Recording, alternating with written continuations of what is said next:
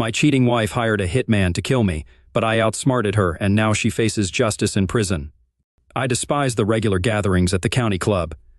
Every few weeks, it felt like there were countless excuses for hosting some frivolous party where a bunch of wealthy individuals could indulge in their egos, while my wife, Sandra, eagerly anticipated these events. Unfortunately, over the past year or so, her drinking had escalated, leading to moments where she embarrassed herself or me. Sandra and I had been married for 24 years and had 3 college-age children. We first met while I was pursuing my MBA, and we hit it off immediately. Our relationship began to cool off about a decade ago, and I assumed it was a natural progression, although I wished for more affection and closeness. I hesitated to push the issue and resigned myself to the idea that our future together might lack romance. Despite this, I had a fulfilling career and earned a substantial income that comfortably supported our family, even with the financial strain of putting our kids through college. Sandra didn't work, preferring to focus on community service and social engagements. Her lifestyle was sustained by my income, which necessitated financial stability. Despite her dedication to upkeep, I noticed she maintained her appearance well, likely due to frequent trips to the spa and salon. Meanwhile, I considered myself average, sporting a slight paunch and graying hair, though I dressed sharply thanks to the demands of my job and my wife's penchant for shopping.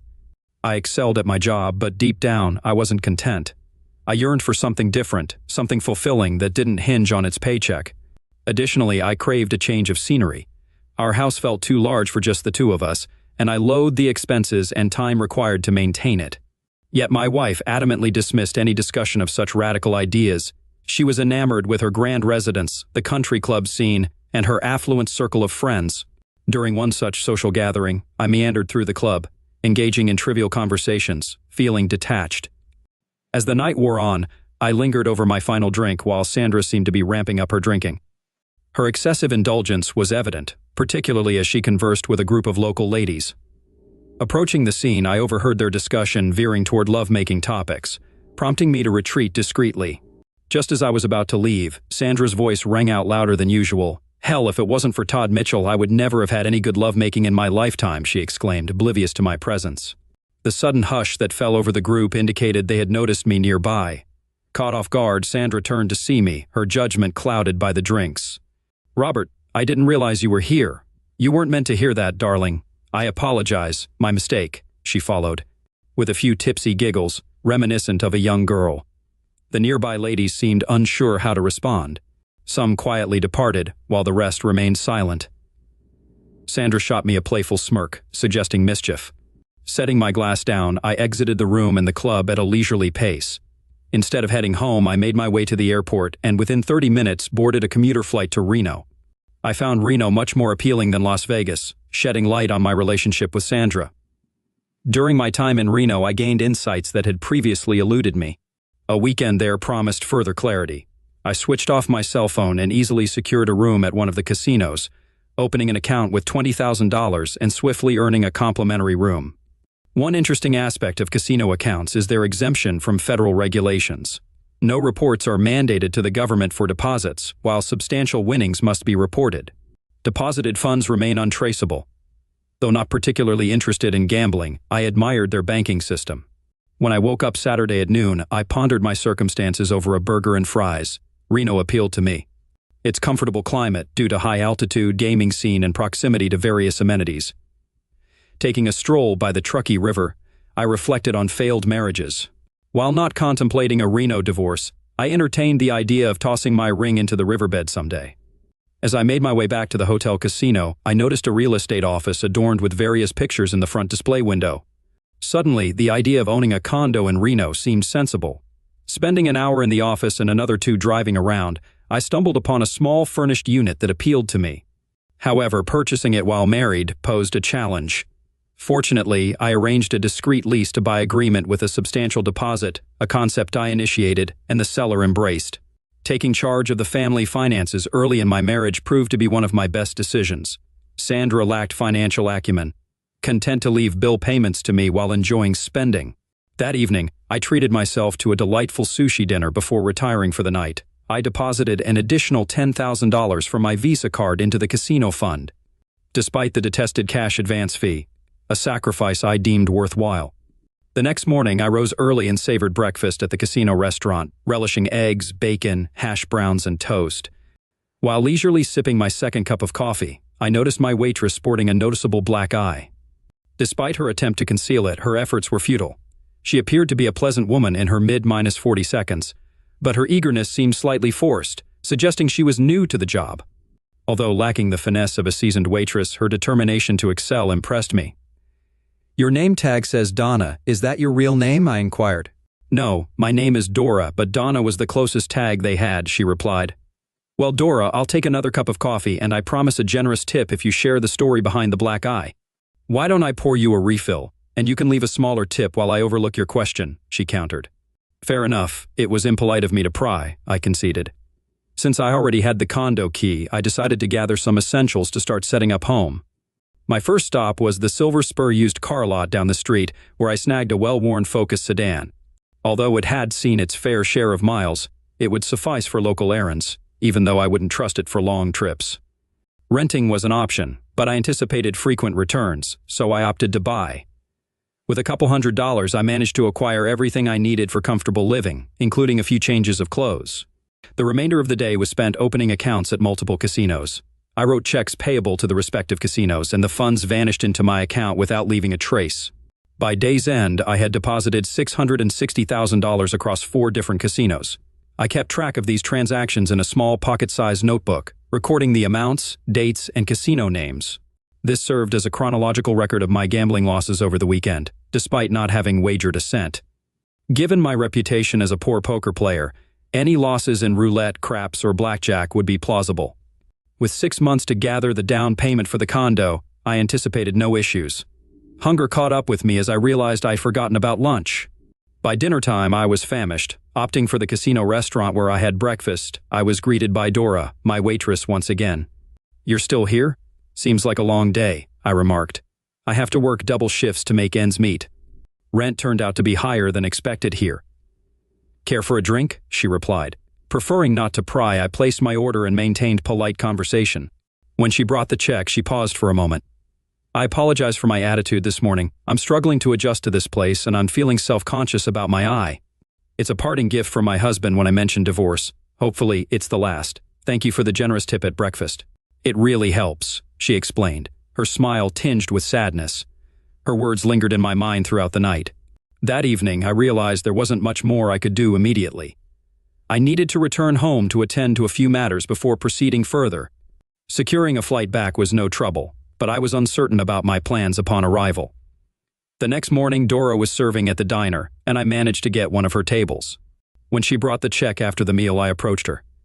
"I have a small predicament, and I was wondering if you could assist me. I must leave today and won't be back for a week or so. I need someone to house sit for me. It's a 2-bedroom condo, so there won't be any living conflicts. Would you be able to help me out? It'll be for at least a couple of months." "Are you serious?" she asked. "No strings attached. I hate leaving the place unattended most of the time. It'll be just you, and when I'm there, I'll stay out of your way, I promise," I reassured her, though in truth, I didn't mind if someone cleaned the place out. I couldn't let Dora know that. "Okay, is it within walking distance of the diner?" she inquired. "It's pretty close, but I'm leaving you my car also. Ensure it always has gas for when I return." "I'll call you in advance. There's a machine on the phone," I explained. Dora seemed hesitant, perhaps fearing it was a setup, but I didn't have time to convince her otherwise. "Here's the condo key and the car key. The car's parked there. It's a dark blue Ford Focus. Here's the condo address. If you're not comfortable with it, don't worry. I'll retrieve the keys when I return next Friday," I said, jotting down the address on a napkin and handing it to her. She accepted the napkin and keys, still uncertain. "Dora, don't stress about it. If you're not up for it, it's okay. If you decide against it, that's fine too," I reassured her. An hour later, I boarded my flight home. Although I would have preferred to stay in Reno, I drove by the house after retrieving my car from the long-term lot. Seeing Sandra's car gone, I quickly packed a few essentials for the week: underwear, clothes, shoes, and my laptop, which took less than 10 minutes. I also retrieved my passport and birth certificate. The company had a few kitchenette-style units available for use, and my position allowed me to utilize one as needed. I booked it for the next 2 weeks and began charging my laptop battery before calling my eldest son, Jason. I explained to him that his mother and I were experiencing some domestic issues, and that I would be occupied for a while. I asked him to convey this to his sisters at Auburn University and reassure them not to worry. Despite all three of them being enrolled there, I still had to pay out-of-state tuition, though thankfully I could afford it. After hanging up, I plugged my cell phone in to charge and took a shower. The only sustenance I had on the plane was a bag of peanuts, so I eagerly anticipated a satisfying dinner. Monday proved to be a hectic day. Prior to anything else, I visited the bank and secured a substantial second mortgage on the house, surpassing its current value. By the end of the month, this situation would change.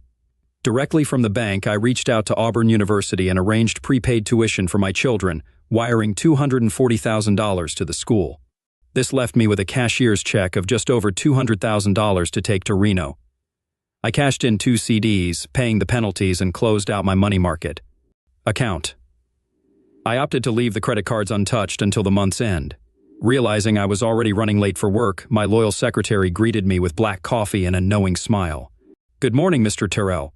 Are you going to fill me in on what happened at the county club on Friday, or should I just believe the rumors?" she quipped.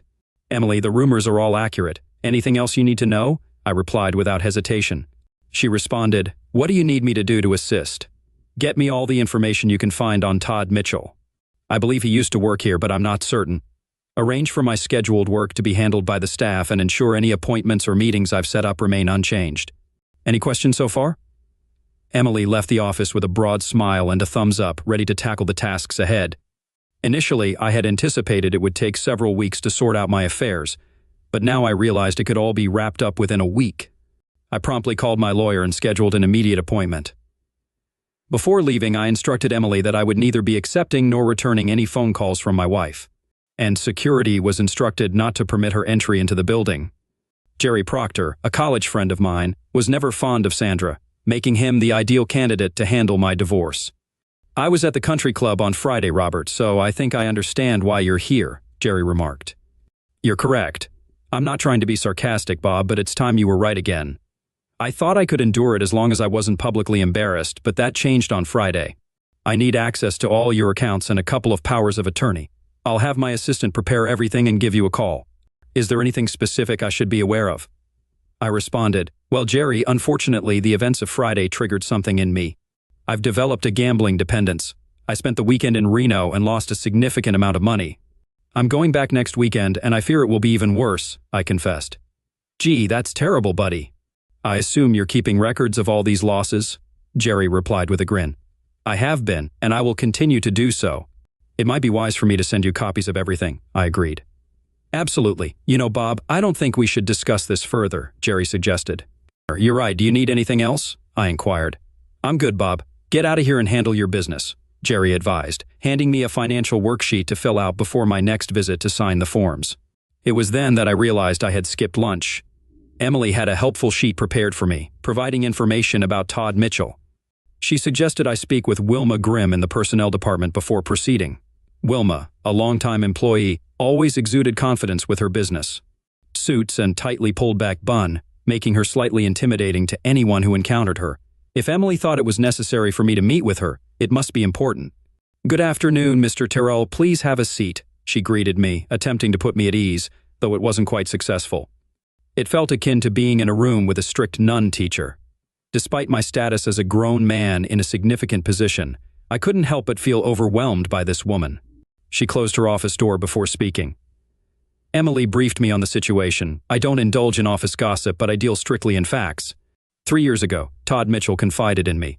I swore to keep his disclosures confidential. Unfortunately, it seems I can no longer honor that pledge. If anything I say offends you, feel free to leave, and our discussion will end. If you disagree with what you hear, direct your frustration elsewhere. I'm merely presenting the facts. Do you comprehend, Mr. Terrell? She stated firmly. Yes, I understand. I believe I can handle whatever you disclose without resorting to a temper tantrum, I replied, attempting a light-hearted remark, though it was met with a slight frown from her. Approximately 3.5 years ago, your wife Sandra approached Todd Mitchell at a company event. There was heavy drinking that night, and before it concluded, Todd and Sandra engaged in carnal activity in one of the private offices. Todd was set to marry the following month. Sandra threatened to reveal their affair to his fiancée unless he continued their liaison. He hoped that once he married, she would cease her demands, but she persisted, coercing him into continued carnal encounters for several months under the threat of exposure. In a state of desperation, Todd sought my assistance. Naturally, he had to divulge the entire ordeal. Ethically, I couldn't disclose this information to you or anyone else. The best solution I could devise was to transfer Todd to another office. After relocating to Dallas, Sandra ceased her advances. Todd never disclosed the situation to his wife. Do you have any questions? It appears Mr. Mitchell was as much a sufferer in this debacle as anyone else. Initially, I contemplated some form of retribution, but that now seems imprudent. Any suggestions, Miss Grimm? Now that you're aware of your influence, I suggest letting the matter rest. Todd Mitchell is a valuable employee and an asset to the company. Don't jeopardize his career over something your wife initiated, she recommended. Thank you for your time. I agree with you. Being coerced into closeness with my wife is punishment in itself. As we rose, Wilma smiled, adding, By the way, it's not Miss. I've been married for 32 years. It was difficult to envision Wilma Grimm in a lovemaking setting with a man. However, perhaps when she lets her guard down, she transforms into a sort of love-making symbol. Suddenly, thoughts of a dominatrix crossed my mind, prompting me to shift focus. I had more pressing matters than Wilma's romantic life. Emily had rearranged my schedule, leaving me with a clean slate. Despite my wife's persistent calls insisting I wasn't in Baltimore, I remained undeterred, as Emily had suggested. I had an appointment with the company president the next day and one with the legal department that afternoon. I invited Emily to join me for supper, but she declined, citing her husband's disapproval. She jokingly proposed I ask Wilma instead. The meeting in the legal department took longer than expected, resulting in me retaining a few individuals over time. I extended apologies, which were met with understanding. Redeeming my retirement plan for a cash settlement proved challenging. Closing the shared savings account went smoothly, but required time for processing. Dealing with my sick time, vacation time, and company insurance, however, was relatively straightforward compared to other tasks. It had become quite evident by then that I would be departing from the company. I hoped the news wouldn't reach my wife prematurely. I ended up dining alone, strangely finding my thoughts drifting to Dora during the meal. I pondered whether she had moved into the condo and if she was still working double shifts. Despite my limited acquaintance with her, I felt a keen desire to return to Reno and see her. Recognizing the juvenile nature of these thoughts, I attempted to dismiss them. It was imprudent to waste time pondering fantasies that would never materialize. The following morning, I cashed in 2 whole life insurance policies and terminated 2 term policies. I was astounded by the substantial cash value the whole life policies had accrued. I arranged to collect the checks the following day. While my car was covered by company insurance, I canceled the insurance on Sandra's Lexus, as the lease was under her name, while the insurance was under mine. Before heading to work, I dropped by Jerry's office, submitted the financial form, and signed several papers his secretary had prepared. Upon my return to the office, Emily had coffee ready. I don't mean to add insult to injury, boss, but you should speak with Calvin Bosk down in settlements before meeting with Richard, she advised. Richard Ryder, the company president, likely already knew the purpose of my visit. The settlements division was situated in the basement, an odd arrangement compared to the other department's locations. Enjoying natural light and windows, while they were relegated to what felt like a dungeon. Calvin, Emily mentioned you wanted to speak with me, I greeted Calvin Bosk, a reserved individual who always efficiently completed his tasks.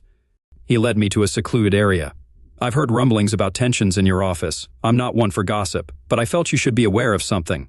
About 6 years ago, we had a colleague named Raymond Upright. He was a decent guy, married with 2 children. He became entangled with your wife after an office event. She persistently contacted him at home and in the office. He regretted his actions and attempted to end the affair, but she wouldn't allow it, threatening to expose him to his wife if he tried to break it off. Foolishly, he called her bluff. 2 days later, Raymond's wife threw him out. He spiraled into drunkenness and lost his job. I'm uncertain of his current whereabouts. Nonetheless, Raymond's wife threatened to disclose your wife's affair to you. Allegedly, your wife paid her $10,000 to remain silent. I lack concrete evidence regarding this last detail. Thanks, Cal. I hope I didn't upset you, Mr. Terrell, but Emily suggested I inform you. You made the right call. I appreciate it, I acknowledged. I rode the elevator straight to the 9th floor, arriving a bit early for my appointment with Mr. Ryder. Nonetheless, he promptly ushered me in. The meeting was brief and to the point. The legal department, personnel department, and payroll would handle everything for me. Once the details were sorted out, I was instructed to personally contact Mr. Ryder from wherever I was. He handed me a card with his private cell number on the back. There were no assurances, no regrets, and no nonsense. While some matters were resolved, Others remained open-ended. I simply nodded and departed without uttering a word. Emily greeted me with a wide smile upon my return to the office. As she handed me my usual cup of coffee, I returned the smile and instructed her to book me a flight to Reno for Thursday morning. With a 2-hour layover in Dallas, she gestured for me to look out the window. Sandra was in the parking lot, engaged in a heated argument with the security guard. She's been down there for over 20 minutes. They won't let her in, and she refuses to leave. What do you want to do, boss? It seems the guards have the situation handled. My only concern now is finding someone to have dinner with. I dislike dining alone, I remarked. I called Jerry to check on things. He informed me he couldn't take action until I resolved the financial mess. Currently, I was financially stable, with the incoming checks and cash in the bank. I was rather affluent. I assured Jerry I would head to Reno early and not return until I was penniless. Periodically, someone would pop their head into my office, informing me that my wife wanted me to call her. She had her friends call their husbands at work in an attempt to locate me. I lingered in the office for a few more hours, tidying up to ease the transition for my replacement. Sandra sat on the hood of my car, awaiting my exit. Emily flashed a smile as she handed over the keys to her Honda Civic. She mentioned it was a good excuse to have her husband pick her up and treat her to dinner. By the way, you're not planning anything reckless in Dallas, are you? Nope, just wrapping up loose ends. No revenge, I assure you. I drove to Allentown and grabbed dinner at the Outback. I was back in my apartment before midnight. The following morning flew by. I signed more paperwork for Jerry, closed all the bank accounts, and canceled all the credit cards. I even arranged to have the utilities shut off at the house the next week. I collected checks from the bank, insurance company, and workplace. I was surprised to find out I was worth so much. I got a new cell phone and canceled the ones my wife and I had. I sold my country club membership to an old friend for $23,000. My replacement was already in position when I made my final stop at work. He appeared to be a nice guy, and he had arrived from Boston with just 24 hours' notice. He understood it was a smart move for him. Emily was more knowledgeable about office operations than I was, so training him wasn't necessary. There were a few items at the house I wished I had, but they weren't significant enough for me to return. Emily told me to keep her car, and her husband would pick it up at the airport. I bought a couple of cheap suitcases to pack my belongings from the apartment. Anything I forgot, I could purchase in Reno. Suddenly, it dawned on me that I had completed everything I needed to do. All my assets were now in cash. There were no stocks, no accounts, and nothing else of value except the house, which I was gifting to my wife. AirBlue was accommodating. They had available seats and were happy to move up my flight. I called Jerry at home. Hey buddy, just wanted to let you know I'm leaving tonight. I assume you have everything you need? I'm all set, Bob. I can serve the papers tomorrow, but I still need that financial info as soon as possible. You might as well give them to her.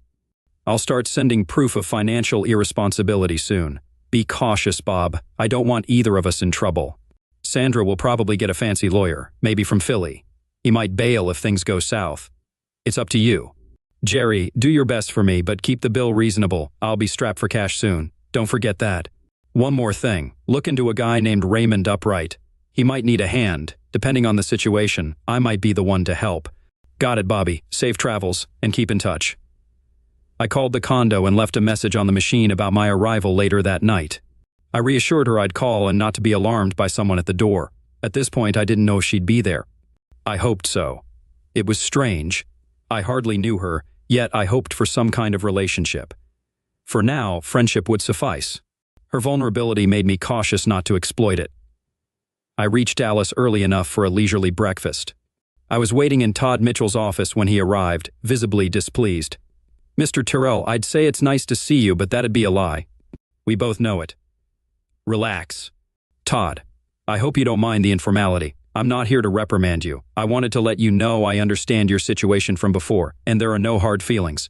You could have done that over the phone. I know, but I was passing through and felt it was worth my time to clear the air. I don't get it. Why bother? I messed up. I should be apologizing to you. You're not solely to blame. I was foolish too. I'm too ashamed to even tell my wife. You played a part, but most of the trouble was caused by my wife. What she did caused problems for you, and now for me. I'm not excusing you entirely, but I don't want you carrying more guilt than necessary because my dear wife was unfaithful. That's very kind of you to put it that way. I'm at a loss for words or actions in response. I reached over and passed him one of Jerry's cards. Later today, give my lawyer a ring. There's a chance he might need your help. It'll be kept confidential. He might say he doesn't need anything. At most, he might ask for a notarized statement confirming the affair. I assure you it won't reach your wife. We shook hands as I stood up, an odd gesture given his betrayal, but it felt appropriate. Todd Mitchell was a decent man who didn't deserve his life to be ruined over a mistake, even if it was repeated. An hour later, I was on my flight back to Reno, pondering where I went wrong. I had worked tirelessly to provide for my family. I thought I did a commendable job, yet while I ensured everyone's well-being, I neglected my wife. In situations like this, we often search for our own faults. Usually I find myself to blame, and I can accept that. But when it comes to Sandra's infidelity, it's a betrayal I cannot justify or excuse. Had she been discreet, perhaps I would have shouldered the blame and let it go. But her lack of discretion absolves me of guilt. The evening concluded on a positive note. Upon landing at Reno Tahoe International, I was pleasantly surprised to find Dora waiting at baggage claim. She wore jeans and a light blue Oxford shirt, a departure from her usual uniform. I hadn't intended for her to pick me up when I called. I simply wanted her to be aware of my arrival. "Good evening, Dora. I didn't expect to see you. I thought since I had your car, it was the least I could do. Aren't you on duty?" "No, I managed to cut back, thanks to your kind offer." "Oh, I wasn't being kind. I was just trying to find a way for us to be alone." "And what do you plan to do when you have me alone?" "I'm not sure yet. I haven't thought that far ahead. Any suggestions?" As I retrieved my luggage from the carousel, I noticed Dora blush slightly. It seemed like a cue to dial back before I scared her off. Her teasing question indicated she was comfortable enough to joke, which was a positive sign. 30 minutes later, we returned to a freshly decorated apartment. It was adorned with small touches. That didn't break the bank, but significantly enhanced the overall ambiance. In gratitude for her efforts in sprucing up the apartment and picking me up at the airport, I treated us to 2 prime rib dinners. It seemed Dora enjoyed the wine more than the beef. "How's the divorce proceeding?" "Pretty poorly. I still have 3 weeks left before I can even file. You need 6 weeks to establish residency." Despite what everyone said, I thought this would be straightforward. I probably would have been better off handling it from home. "Why didn't you?" Dora paused, fiddling with her food before looking up. Getting away from Tony was more crucial than getting the divorce. The divorce is just a piece of paper that won't shield me from further misuse. I think I used the divorce as an excuse to justify coming out here. The location wasn't important. What mattered was that I left. Dora's explanation resonated with me. Initially, divorcing Sandra seemed significant, but now I wasn't so sure. All I truly wanted was to prevent her from benefiting from the marriage. Unless I had intentions of remarriage, which I didn't, it didn't matter. The remainder of the evening was spent discussing more mundane topics like hobbies, movies, and books. Dora didn't have children, and I didn't inquire further. We slept in separate bedrooms that night. Dora had already left for work by the time I woke up. Fresh coffee awaited me, and that was all I needed. I still felt full from last night's indulgence. After a quick shower, I got down to business. "Jerry, how's my favorite attorney holding up?" There was a sigh from the other end of the line. "Not worth a dime, Robert. I've got some bad news for you. Can you promise not to shoot the messenger?" "Oh geez, I've only been away for 1 day. What happened?" "Sandra's caused quite a stir. She found out about the bank accounts and other things. After contacting the police, she managed to secure a restraining order against just about everything. All your accounts are frozen, even though they're empty. You're forbidden from coming near her or the house, taking anything from the house, or contacting your children, even though they're legally adults. Most of it seems like nonsense, but sorting it all out will take a lot of time and money if you want to fix it. She even contacted the Securities and Exchange Commission about your 401k and retirement accounts. Somehow she's got the IRS looking into things too. Jerry, I don't know how to say this, but I want no part of any of it. I'm done. Do you understand?" "I hear you loud and clear, buddy. Just so you know, she's also hired a private investigator to track you down. I wonder how she plans to pay for all this." "Don't know, and I don't care. Remember, if the cops or feds ask me where you are, I'll have to tell them. I won't risk my career for you, even though we're friends." "I get it, Jerry. Protect yourself. I'll make some adjustments on my end. I won't be calling you again for a while. Thanks for your standing, buddy." Well, that throws a wrench in the works. Even the best laid plans can go awry in a flash. I had to switch to plan B, and I didn't even have one.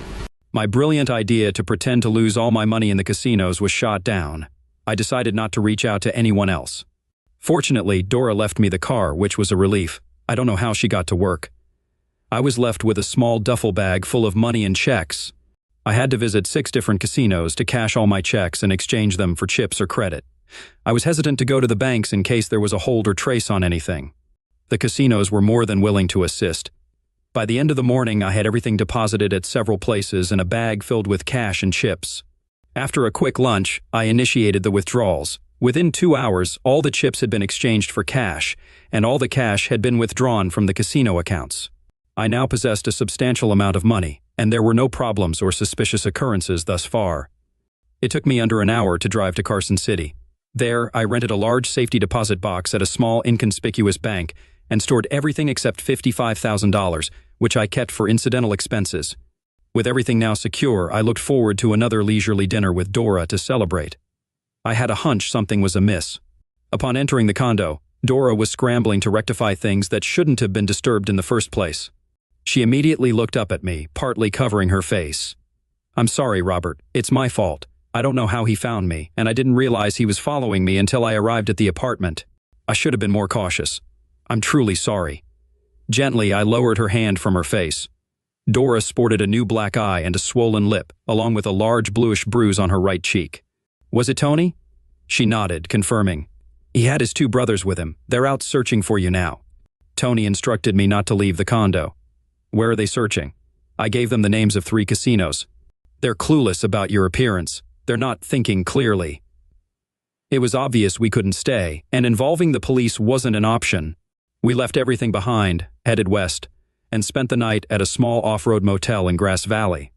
Despite there being only 1 bed, I acted chivalrously. I brought takeout to the room and bought some makeup for Dora. She did her best to conceal the bruises, but it was still noticeable. She apologized profusely throughout the night. I felt relieved when she finally fell asleep. The next day, we drove to Sacramento to buy clothing and personal items. I had no idea when we could return to the condo. I had booked the Grass Valley Motel for 2 additional nights. Over the next few days, Dora and I got acquainted. There was no closeness or suggestive remarks. After just 3 days, I felt more at ease with her than I did with my wife of 24 years. While I wasn't conversing with Dora, I fretted over the unfolding events. I was hesitant to bring Dora back, fearing Tony might find her. Similarly, I was apprehensive about returning myself, concerned that someone might be searching for me. Yet, carelessly, I left behind my laptop, passport, and other personal documents at the condo. Foolishly, I deemed them significant and felt compelled to retrieve them. Truly foolish. Despite only knowing Dora for a short time, I felt compelled to trust her. We were both in the same predicament regarding our spouses. "Have you ever been to Mexico?" "No, I haven't." "Are we considering going to Mexico, Robert?" "I'm uncertain, but in case things take a turn for the worse, I need you to do something for me. I don't want you getting into trouble, and I want to keep you safe from Tony." "Robert, you don't owe me anything. You've already done more than enough. I'll manage." "Well, I'm not certain about my own situation. I've stashed away a significant amount of money. It's clean money, but I'm hiding it from my wife. If anything happens to me, I need you to retrieve the cash for me."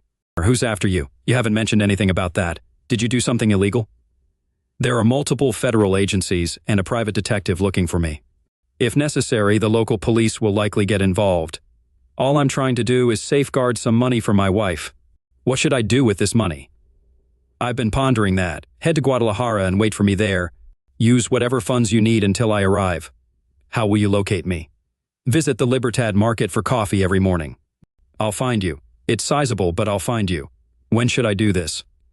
"When you realize I'm in trouble." "Why not do it now?" "Be patient. I'll bring you along.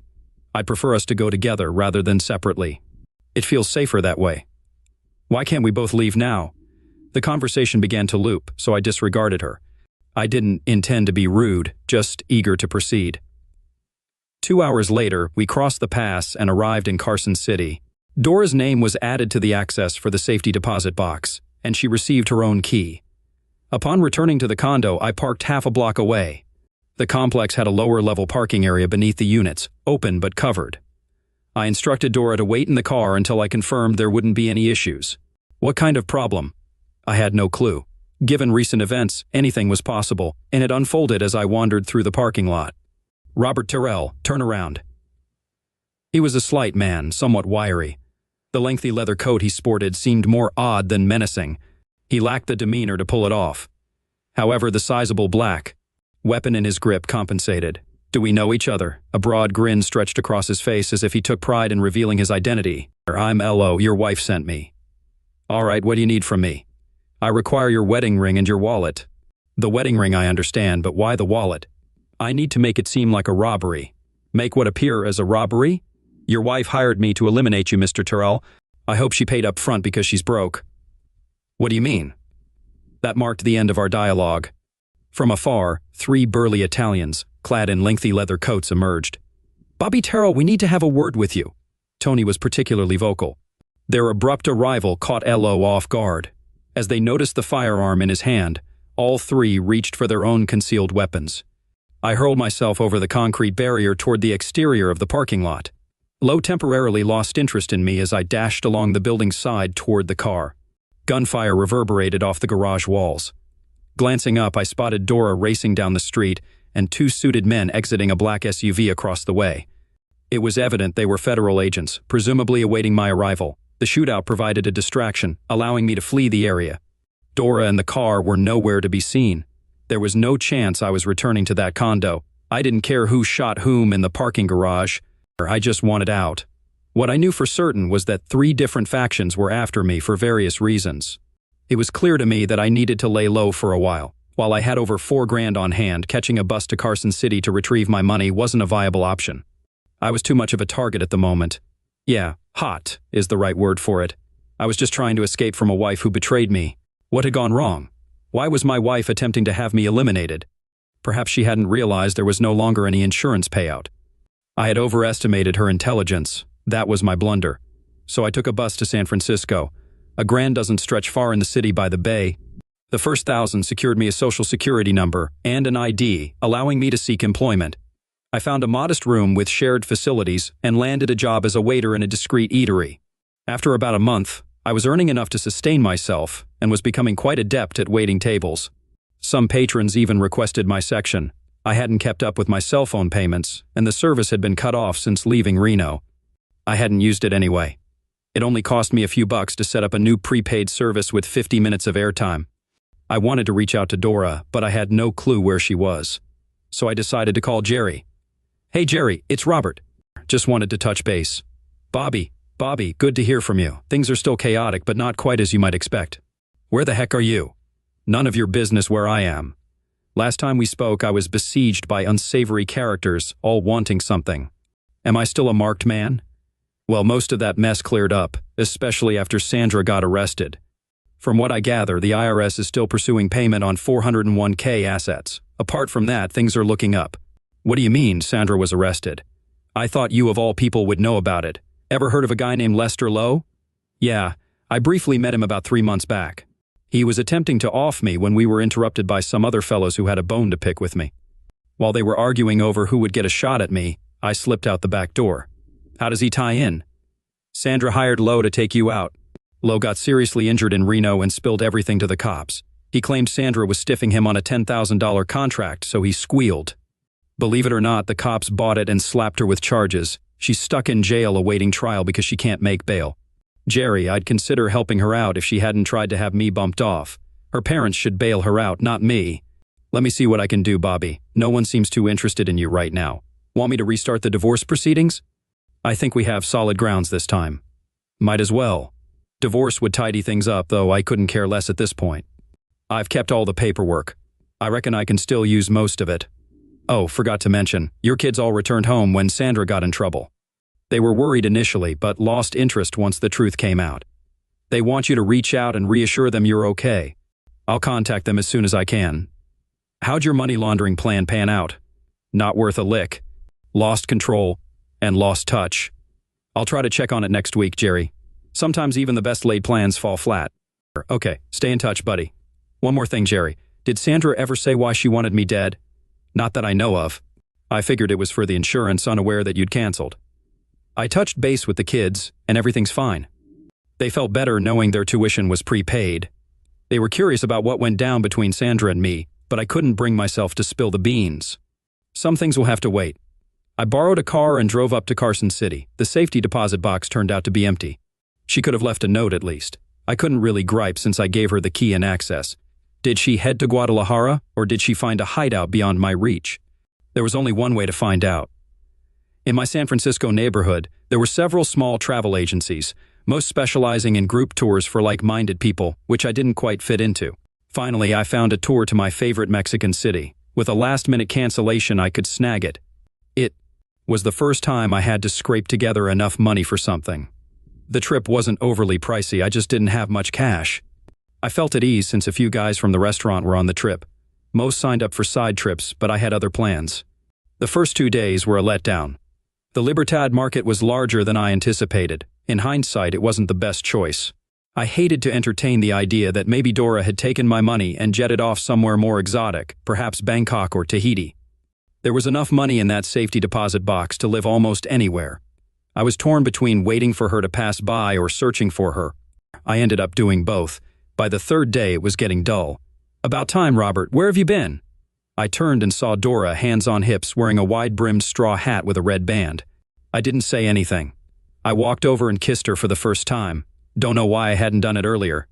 Glad I did now. That's a pretty lame excuse, try it again. The second kiss came with a big hug as I lifted her off the ground. "Dora, I missed you so much. You'll have to tell me where you've been for the last month." "Later. Let's go home and have some lunch." We strolled through the market hand in hand. I felt happy and content for the first time in a while. "Robert, don't be mad, but I used some of your money. Most of it's in the bank, but I needed a place to live, so I bought us a house. I hoped you wouldn't mind. With all that money in the bank, it's a beautiful hacienda in a beautiful city, and I'm with a wonderful woman. Love it when a plan comes together." Sandra's parents managed to gather her bail money and cover her legal fees. Jerry easily obtained her signature on the divorce documents. She received a 5 to 8 year sentence for attempting to have me eliminated. The reason behind Todd Mitchell providing a deposition to Jerry remained a mystery, but Jerry never needed to use it. Jerry successfully located Ray Upright, who was sober but struggling. When asked how he could assist, Ray expressed a desire for a hot dog pushcart, which I was able to provide for $2,400. I resolved my issues with the IRS for $4,000. L.O. is currently incarcerated in Nevada, along with Dora's husband and brothers. The duration of their stay is uncertain. With no legal troubles looming over me, I was free to return home to my old job, now with a promotion awaiting me. Once Dora's Mexican divorce is finalized, we intend to marry. The kids are scheduled to attend the wedding during spring break. While the house in Guadalajara is stunning, we're inclined not to make it our permanent residence. Dora prefers to keep it as a vacation home. Emily eagerly anticipates my return to work, particularly in the new role, which signifies a promotion for both of us. Dora is flexible about our future location as long as we're together. She's keen for me to introduce her to Sandra, which promises to be an interesting encounter. Though my plans didn't unfold as expected, I have no grounds to complain.